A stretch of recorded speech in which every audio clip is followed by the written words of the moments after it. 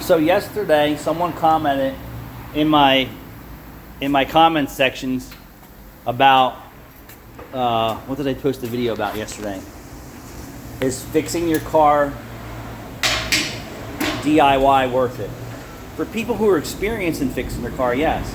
If you're not a real mechanic, if you don't have any mechanical background, no, it's not worth it. And the vehicle that I did the video on is still in the bay. So we pulled the intake off, identify the problems from whoever installed the starter, and then we noticed the GDI engine, the intake valves are full of carbon. We advised the customer at this time, we also have pictures, that it's cheaper for you to do it now and have us complete the job and have the car run 100% right after we're done, and the customer's declining the job, which is to clean the GDI intake valves while the intake's off, saving them a few $100s now versus having to do it later. On top of this, that the vehicle needs a software update to get rid of a code, which I'm pretty confident she declined a reflash at the same time. You have to fix your car right. And then what happens to this is when the car is not 100% right, which this car has already failed inspection a month ago with a bad sticker on there, is that the car's never going to be right if you don't take the mechanic's advice. And this goes into the comment of where the guy was saying that we're upselling. If you're at Valvoline or Jiffy Lube or these other quick lube companies, because those guys really don't have high skill, they have to sell you services that may or may not be necessary. And what do I mean by that? Are they trying to sell you a coolant flush on your 30,000 mile car or your 60,000 mile car, not knowing that it was already done, or things like that? They're upselling. In my shop environment, we're not upselling.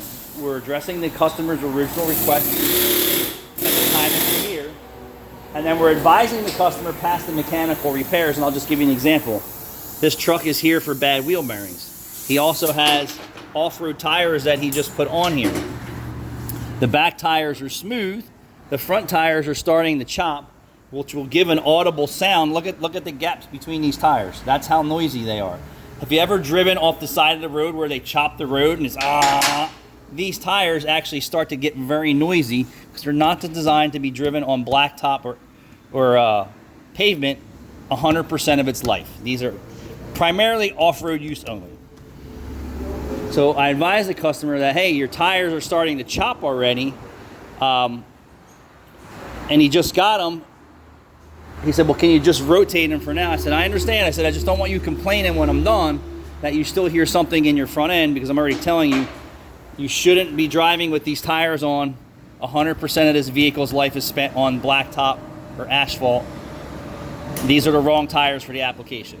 These cars, this is more for off-road use only and short distances, not highway 80 miles an hour. Not going to happen. On top of, they just balanced them and they're still out of balance fronts. What happens when your tire's out of balance? It's doing this when you're going down the road. It's people think it's really shaking. It's actually doing this too. It's up and down, up and down. It's bouncing like a basketball, which makes the tire treads get uneven faster. Okay, so an out of balance tires cause that too, and something of this size, it's even greater and worse to the driver. So I'm not upselling this guy.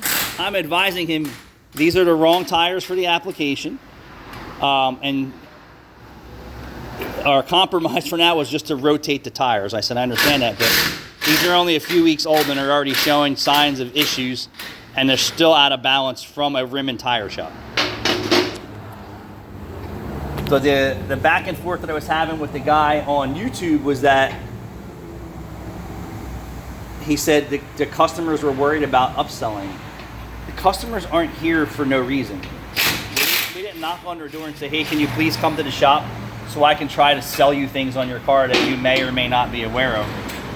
No, the customers show up here and say, hey, I need a rotate and balance, not knowing that their tires are 7 years old, dry rotted and cracked. Or, hey, I need an oil change, not realizing that their engine's leaking oil, antifreeze is leaking. And I'll give you an example like yesterday. The customer's like, hey, I just need a muffler on my truck. We bring the truck in, we see a brand new transmission. We see that the transmission lines are leaking on this brand new transmission. The exhaust manifold's leaking.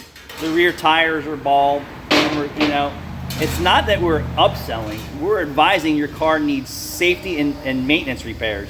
And it's up to you to listen to the mechanic so that you have a better vehicle under your hands and feet while you're driving.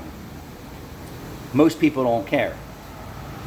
And it comes in waves. Like you see the customers say, hey, I want my car right. I'm going to listen to the service provider because that's what they do. They're the professional. By no means do I consider anything here, what we do, is upselling anybody anything. It's presenting the vehicle's needs for the customer's original request, and then you're advising what you see and any maintenance that's neglected. Yes, that actually exists. Vehicles require maintenance. So if someone says, hey, you need differential services and you're in for a $60K, that's required. And based on our experience, it should be done sooner than that.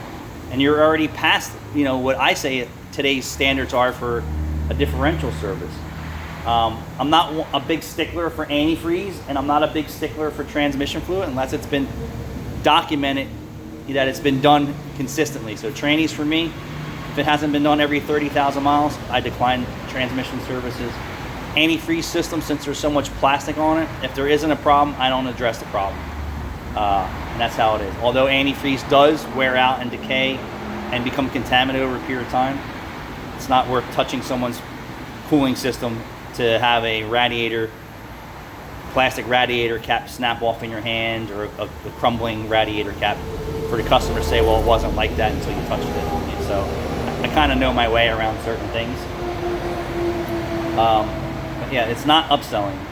It's advising the customers, first, on why they're here, and two, did you know that your tires are bad, or did you know that you're leaking antifreeze? Did you know that your car requires spark plugs? We had a Volkswagen in here yesterday, 43,000 miles, customers asking for an oil change, tire lights on, a couple little cosmetic issues on the body.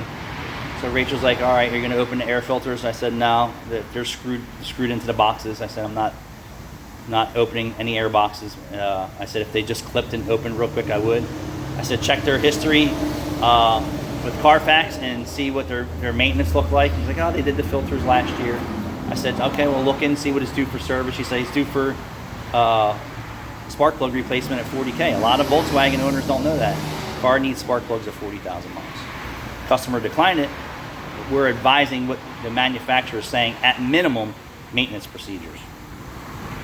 And some people follow it and some people don't. But there are a lot of customers who want their cars to be in good condition, and there's some customers don't care. Just what we deal with. But we're not upselling, we're advising. We advise maintenance that's neglected, and we advise needs that the customer is not aware of, on top of why they're here.